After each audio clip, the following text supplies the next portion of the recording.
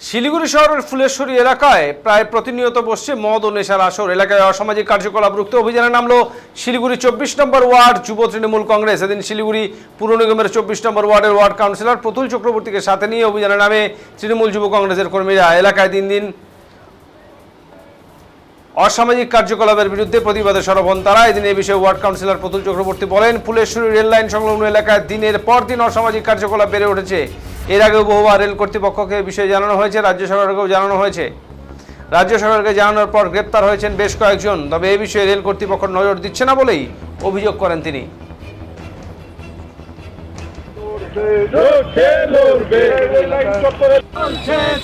এটার বিরুদ্ধে তৃণমূল যুব কংগ্রেসের আন্দোলন চলছে, চলবে, চলছে, চলবে।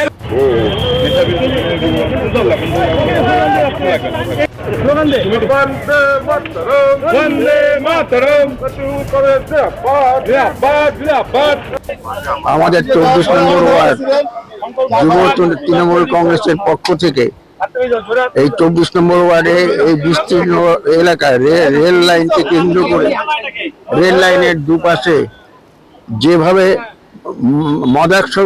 মদে আসক্তদের যেভাবে দাপাদাপি শুরু হয়েছে তার বিরুদ্ধে লড়াই করবার জন্য, প্রতিবাদ জানানোর জন্য আজ থেকে যুব তৃণমূল কংগ্রেস আন্দোলনে নামলো। এখানে আমাদের পরিষ্কার বক্তব্য, এই জায়গাটা হচ্ছে দুটো শাসন। একটা হচ্ছে রেল লাইন কেন্দ্র করে হচ্ছে রেল ডিপার্টমেন্ট দেখে, আরপিএফ বা জিআরপি যেটাই হোক, আর একটা হচ্ছে রাজ্য সরকারের প্রশাসন। রাজ্য সরকারের সাথে আমরা যোগাযোগ করেছি, রাজ্য সরকার কিন্তু এর মধ্যে পদক্ষেপ নিয়েছে, কয়েকজনকে গ্রেপ্তারও করেছে। কিন্তু রেল পুলিশের তরফ থেকে কিন্তু কোনো ধরনের উদ্যোগ আমরা দেখতে পাচ্ছি না। আমরা যেসব ব্যাপারে রেলের কাছে যাই কোনো উদ্যোগ নেই, তাদের কোনো এইসব ব্যাপার নিয়ে কোনো ভ্রুক্ষেপই নেই। বিশেষ করে লেভেল ক্রসিং, সেখানে যে অবস্থাটা, দৈনিক অ্যাক্সিডেন্ট হচ্ছে, পড়ে যাচ্ছে লোকে, যে কোনো সময় যে কোনো লোকের প্রাণহানি ঘটতে পারে, রেলকে বলা সত্ত্বেও কিন্তু ওরা কিছু করছে না।